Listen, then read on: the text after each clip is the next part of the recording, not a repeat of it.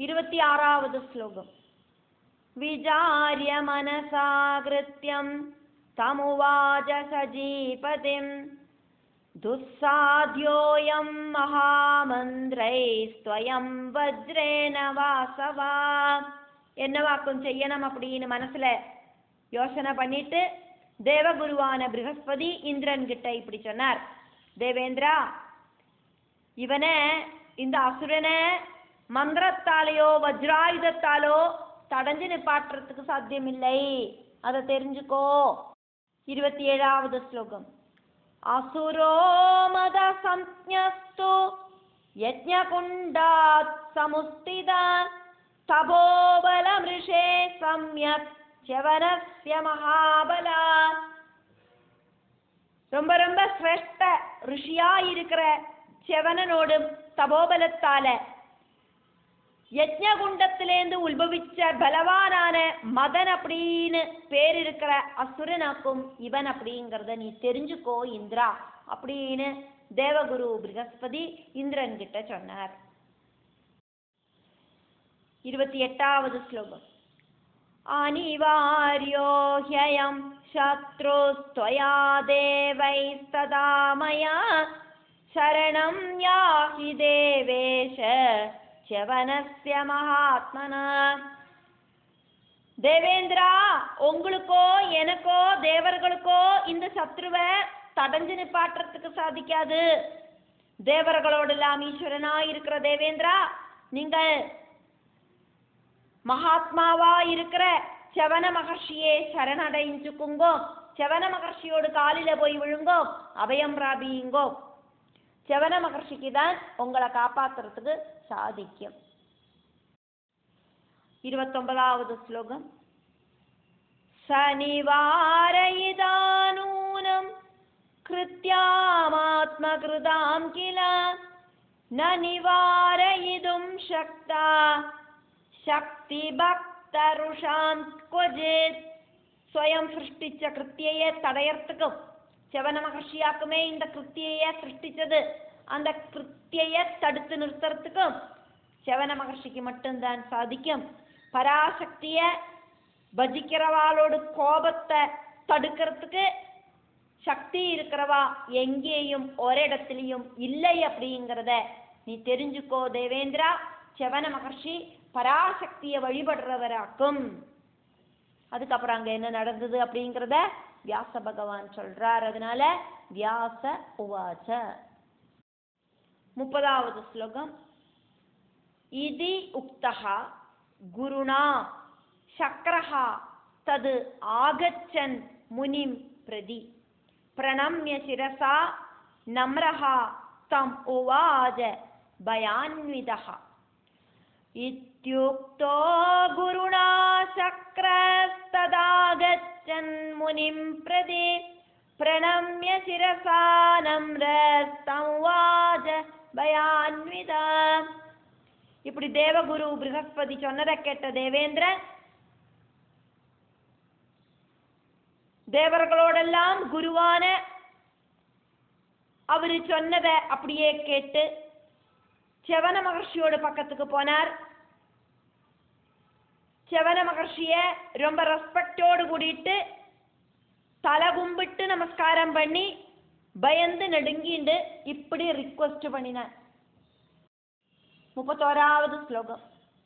க்ஷமஸ்வ முனிசார்தூலா சமயாசுரமுத்யதம். க்ஷமஸ்வ முனி சார்தூல ஷமயா அசுரம் உத்யதம்.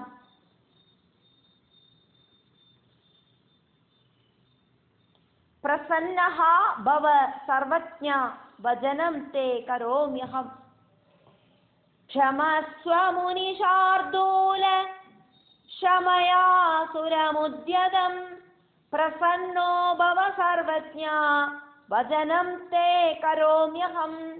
ஏ முனிஸ்ரேஷ்டா, மன்னிச்சுடுங்கோ. எல்லாரையும் துரோகிக்கிறதுக்கு ரெடியா நிக்கிற இந்த அசுரனை அடக்கி நிறுத்துங்கோ.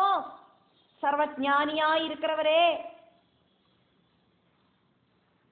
மன்னிப்பு தந்து காப்பாத்தனமே. நீங்கள் என்ன சொல்றீங்களோ அதுபடி நான் கேட்டுக்கிறேன். 32வது ஸ்லோகம். சோம அர்ஹௌ அஸ்வினௌ ஏதௌ அத்ய பிரபிருதி பார்கவ பவிஷ்யதः சத்யம் ஏதத் வசः விப்ர பிரசீதமே. சோமார்ஹாவஸ்வினா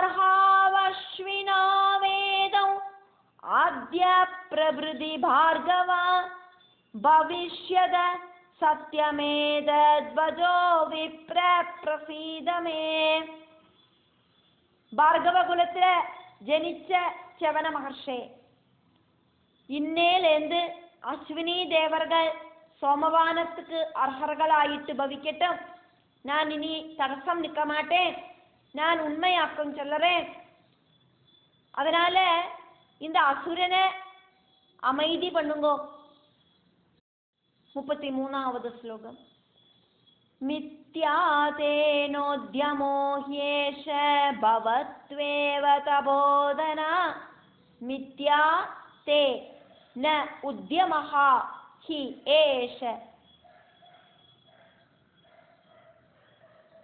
பவது ஏவ தபோதன ஜானே त्वमपि सर्वज्ञा मिथ्या न एव करिष्यसि. मिथ्यादेनोद्यमो ह्येष भवत्वेव तबोधन जाने त्वमपि धर्मज्ञा मिथ्या नैव करिष्यसि. மகர்ஷே, தபசு செய்யறவரே, உங்களோடு இந்த முயற்சி வியர்த்தமாகலை, வேஸ்டாகலை. தர்மஞானியாயிருக்கிற நீங்கள் இந்த உலகத்துக்கு பிரயோஜனம் இல்லாத ஒரு விஷயத்தையும் செய்ய மாட்டேன்னு எனக்கு தெரியும். 34வது ஸ்லோகம்.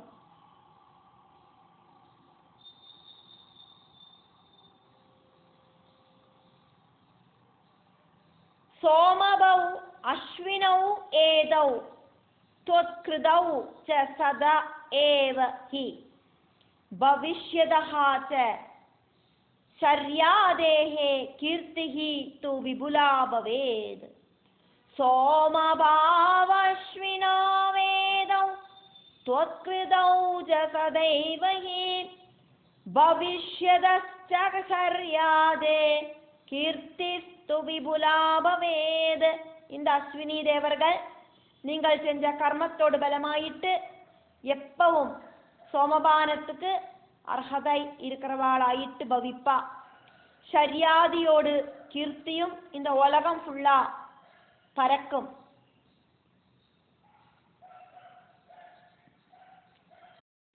35வது ஸ்லோகம். மயா யத் ஹி கிருதம் கர்ம சர்வதா முனிசத்தமா. மயா யத் கிருதம் கர்ம சர்வதா முனிசத்தமா பரீட்சார்த்தம் து விஜ்ஞேயம் தவ வீரிய பிரகாசனம். முனிசிரேஷ்டா, செவன மகர்ஷே, உங்களோட மகத்துவத்தை எடுத்து சொல்லறதுக்கு ஒரு எக்ஸாம்பிள் ஆயிட்டு நான் செஞ்சதாக்கும் இந்த பிரவൃത്തി அப்படின்னு நீங்கள் நினைச்சுக்குங்கோ போரும். இதை சீரியஸ் ஆயிட்டு ஒன்றும் நீங்கள் எடுத்துக்கண்டா. 36வது ஸ்லோகம். பிரசாதம் குரு மே பிரம்மன் மதம் சம்ஹரஜோத்திதம். பிரசாதம் குரு மே பிரம்மன் மதம் சம்ஹரஹ ச உத்திதம். கல்யாணம் சர்வதேவானாம் ததா பூயஹ விதீயதாம். பிரசாதம் குரு மே பிரம்மன் மதம் சம்ஹரஜோத்திதம். கல்யாணம் சர்வதேவானாம் ததா பூயோ விதீயதாம். பிரம்மஞானியாயிருக்கிற செவன மகர்ஷே, കാരുണ്യത്തോട് കൂടിയിട്ട് എന്നെ അനുഗ്രഹിക്കണം. யஜ்ஞத்திலேந்து உத்பவிச்ச மதன் அப்படிங்கிற அசுரனை அடக்கி நிறுத்தணும். எல்லா தேவர்களுக்கும் மறுபடியும் நீங்கள் நன்மைய கொடுக்கணும், எல்லாரும் மங்களமாயிருக்கணும் அப்படின்னு ஆசீர்வாதம் பண்ணுங்க. 37வது ஸ்லோகம். ஏவம் உக்தஹா து சக்ரேண ச்சவனஹா பரம அர்த்தவித்.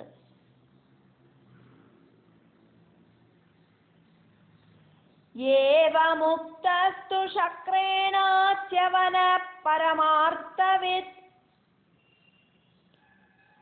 சம்ஜஹார தவ கோப சமுல்பன்னம் விரோதஜம். சக்கரன் அப்படிங்கிறது இங்க தேவேந்திரன். தேவேந்திரன் இப்படி சொன்னோன்னே சர்வஜானியா இருக்கிற ச்சவன மகர்ஷி, பரமார்த்தத்தை நன்னா தெரிஞ்சுன்னு இருக்கிற, பரபிரம்மத்தை தெரிஞ்சுன்னு இருக்கிற ச்சவன மகர்ஷி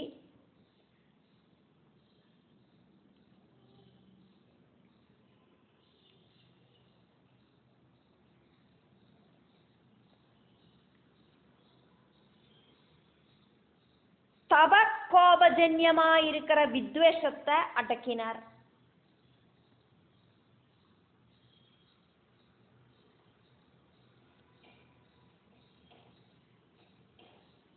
தபசால கோபத்தால வந்த அந்த வித்வேஷத்தை அடக்கி நிறுத்தினார். 38வது ஸ்லோகம். தேவம் ஆஸ்வாஸ்ய சம்விக்னம் பார்கவஹ து மதம் ததஹ வியபஜத்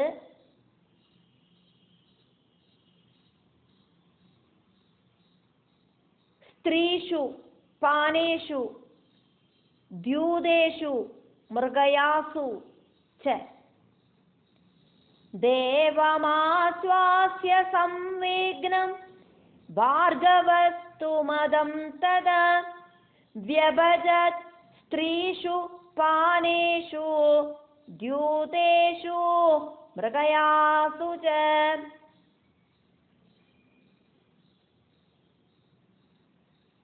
ரொம்ப பரவசனாயிட்டு சங்கடப்பட்டு அழுது ஆர்ப்பாட்டம் பண்ற தேவேந்திரனை ஆஸ்வசிப்பிச்சார் ச்சவன மகர்ஷி. அப்படி பார்கவ குலத்துல ஜனிச்ச ச்சவன மகர்ஷி தேவேந்திரனை சமாதானிப்பிச்சதுக்கு அப்புறம் மதன் அப்படிங்கிற அசுரனை பல விதத்துல பகுத்தார். கொஞ்சம் அவனோடு பார்த்த ஸ்திரீலையும் அவனோடு கொஞ்சம் பார்த்த லஹரி பதார்த்தங்களிலேயும் அவனோடு கொஞ்சம் பார்த்த சூது விளையாட்டத்திலையும் அதே மாதிரி வனயாத்திரையில போய் அந்த மிருகங்களை எல்லாம் வேட்டையாடுற அந்த நாயாட்டிலையும் ஆயிட்டு இந்த மதன் அப்படிங்கிற அசுரனோட சக்திய ச்சவன மகர்ஷி பலராயிட்டு பகுத்து கொடுத்தார். அதாவது ஒற்ற சக்தியாயிருக்கிறவன பல ரூபங்களுக்கு அவனோட சக்திய கடத்தி விட்டார்.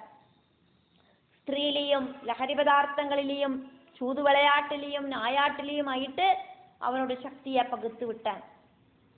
அப்படி அந்த ச்சவன மகர்ஷி தேவேந்திரனை காப்பாத்தினார். 39வது ஸ்லோகம். மதம் விபஜ்ய தேவேந்திரம் ஆஸ்வாஸ்ய சகிதம் பியா சம்ஸ்தாப்யஜ சுரான் சர்வான் மகம் தஸ்ய நிவர்த்தயது. மதம் விபஜ்ய தேவேந்திரமாஸ்வாஸ்ய சகிதம் பியா சம்ஸ்தாப்யஜ சுரான் சர்வான் மகம் தஸ்ய நிவர்த்தயது. மகம் தஸ்ய நிவர்த்தயது. இப்படி அந்த மதன் அப்படிங்கிற அசுரனை பகுத்து பயந்து நடுங்கிற தேவேந்திரனை சமாதானப்படுத்திட்டு தேவர்களை எல்லாம் யதாஸ்தானத்தில் உட்கார வச்சு அந்த ராஜாவோடு அதானது யாகம் செய்யற அந்த ஷர்யாதி அப்படிங்கிற ராஜாவோடு யஜ்ஞத்தை பூர்த்தி பண்ணினார் ச்யவன மகர்ஷி. 40வது ஸ்லோகம். ததஸ்து சம்ஸ்கிருதம் சோமம் வாசவாய மகாத்மனே அஸ்விப்யாம் சர்வதர்மாத்மா பாயயாமாச பார்கவா. அதுக்கப்புறமா சர்வ தர்மமூர்த்தியா இருக்கிற ச்யவன மகர்ஷி மகாத்மாவா இருக்கிற தேவேந்திரனுக்கும் அஸ்வினி தேவர்களுக்கும் ரொம்ப பியூரிஃபை பண்ணின அந்த சோமத்தை பகுத்து கொடுத்து குடிக்க வச்சார். 41வது ஸ்லோகம். ஏவம் தௌ ச்யவனேனார்யா அஸ்வினௌ ரவிபுத்ரகௌ ஏவம் தௌ ச்யவனேன ஆர்யௌ அஸ்வினௌ ரவிபுத்ரகௌ விஹிதௌ சோமவௌ ராஜன் சர்வதா தபசஹா பலாத். ஏவம் தௌ ச்யவனேனார்யௌ அஸ்வினௌ ரவிபுத்ரகௌ விஹிதௌ சோமபௌ ராஜன் சர்வதா தபசோ பலாத். இப்படி எபிலிட்டி இருக்கிறவாளும் ரவி புத்திரர்களுமாயிருக்கிற அஸ்வினி குமாரர்களை அஸ்வினி தேவர்களை தபோபலத்தால ச்யவன மகர்ஷி சோமபானத்துக்கு அர்ஹர்களாக்கி தீர்த்தார். 42வது ஸ்லோகம்.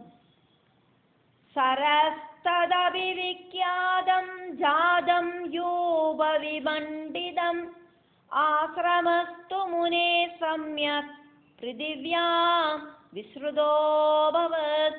யஜ்ஞஸ்தம்பத்தால அலங்கிருதமாயிருக்கிற அந்த சரசு ச்யவன முனியோடு ஆசிரமம் அதோடு கூடிட்டு அந்த சரசும் ச்யவன முனியோட ஆசிரமமும் இந்த பூமி ஃபுல்லா புகழ் பெற்றதாயி தீர்ந்தது. 43வது ஸ்லோகம். ஷர்யாதிரபிசந்துஷ்டோ ஹ்யபவத்தேன கர்மணா ஷர்யாதிஹி அபிசந்துஷ்டஹ ஹி அபவத் ஏன கர்மணா யஜ்ஞம் சமாப்ய நகரே ஜகாம சஜீவைஹி விருதஹ. ஷர்யாதிரபிசந்துஷ்டோ ஹ்யபவத்தேன கர்மணா யஜ்ஞம் சமாப்ய நகரே ஜகாம சஜீவைர்விருதா சஜீவைஹி ஆவிருதஹ. அந்த கர்மம் காரணமாயிட்டு அஸ்வினி தேவர்களுக்கு சோமபானத்தை கொடுத்து அவளை ரெஸ்பெக்டோடு கூடிட்டு வழி அனுப்பி வச்சது காரணமாயிட்டு ஷர்யாதி மகாராஜாவும் ரொம்ப குஷியானார். யஜ்ஞத்தை பூர்த்தி பண்ணிட்டு அவரு மந்திரிகளோடு கூடிட்டு அவரோடு நகரத்துக்கு திரும்பி போனார். 44வது ஸ்லோகம். ராஜ்யம் சகார தர்மஜ்ஞः மனுபுத்திரः பிரதாபவான் ஆனர்த்தः தஸ்ய புத்திரः அபூத்.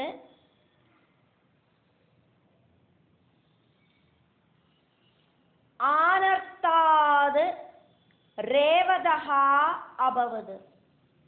ராஜ்யம் சகார தர்மஜ்ஞோ மனுபுத்திர பிரதாபவான் ஆனர்த்தஸ்தஸ்ய புத்ரோ பூதானர்த்தாத்ரேவதோபவத். தர்மஜனா இருக்கிற அந்த மனுபுத்திரன் பிரதாபத்தோடு கூடிட்டு ராஜ்யத்தை ஆட்சி பண்ணினார். அவரோட புத்திரனாக்கும் ஆனர்த்தன். ஆனர்த்தனோட புத்திரன் ஆயிட்டு ரேவதன் ஜனிச்சார். 45வது ஸ்லோகம். சஹ அந்தஹ சமுத்ரே நகரீம் விநிர்மாய कुशस्थलीम् आस्तिदः भुक्तविषयान् आनर्त आदीन् अरिन्दमा. அரிந்தமா அப்படின்னு ஜனமேஜய மகாராஜாவை கூப்பிட்டு வியாச மகர்ஷி சொல்றார். சஹ அந்தஹா சமுத்ரே நகரீம். சஹா அப்படின்னு சொன்னது இங்க ஆனர்த்தன் அப்படிங்கிறவரோட புத்திரனான ரேவதன். அவரு சமுத்திரத்துக்குள்ள குஷஸ்தலி பட்டணத்தை நிர்மிச்சார். வினிர்மாய குஷஸ்தலீம் சோந்த சமுத்ரே நகரீம் வினிர்மாய குஷஸ்தலீம் ஆஸ்திதோ புக்த விஷயான் ஆனர்த்தான் ஆதீன் அரிந்தமா. ஆஸ்திதோ புக்த விஷயான் ஆனர்த்தாதீன் அரிந்தமா. அங்க வசிச்சுண்டவரு ஆனர்த்த பரம்பரை இன்க்ளூடா இருக்கிற அந்த ராஜ்யத்தை பரிச்சார், ஆட்சி பண்ணினார். ஆனர்த்தனோட புத்திரனாயிட்டு ரேவதன் ஜெனிச்சார். அதுக்கப்புறம் அவளுக்கு நிறைய பரம்பரைகள் எல்லாம் உண்டாச்சு.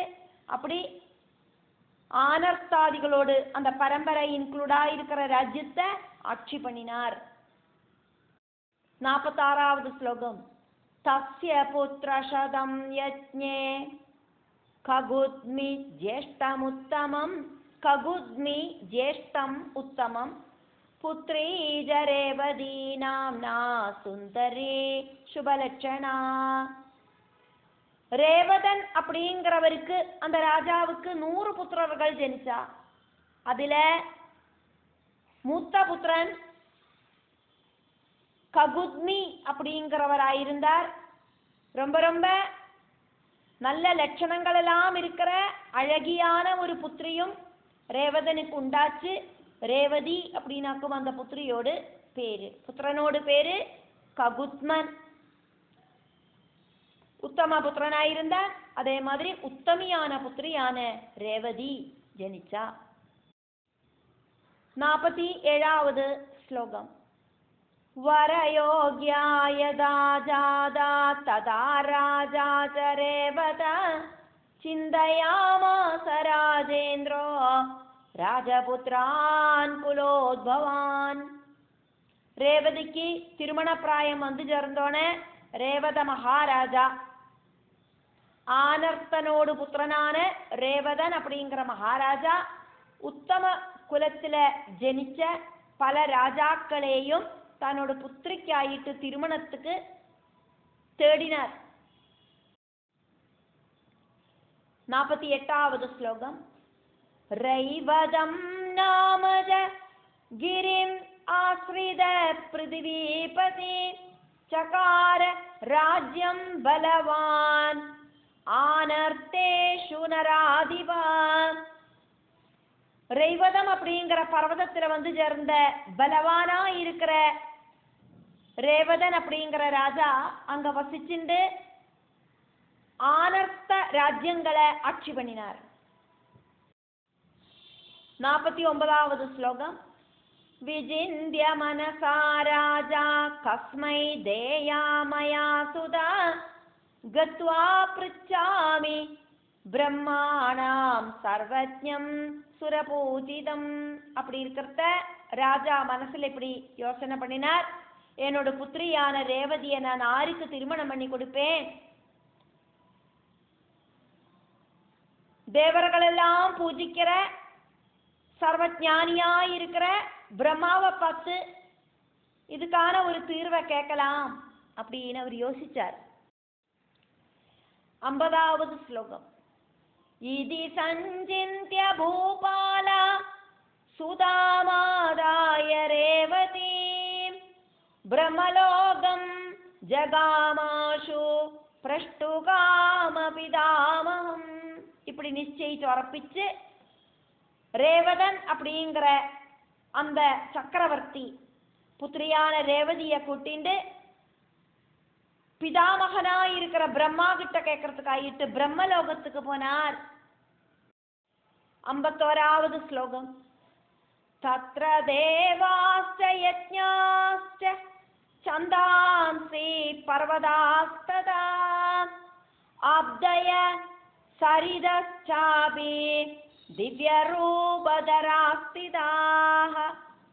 தத்ர தேவாः च यज्ञाः च चन्दांसि पर्वताः तदा अब्दयः सरित् च अपि दिव्यरूपधराः स्थिताः. அங்க தேவர்களும்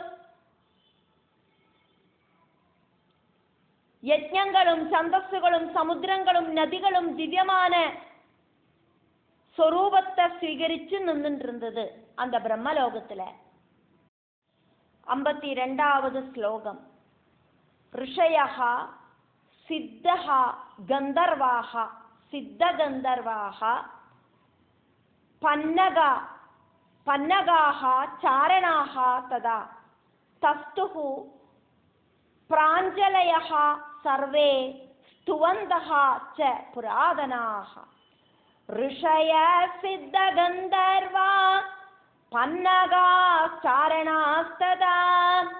तस्तु प्राञ्जलय सर्वे स्तुवन्तश्च पुरातनाः.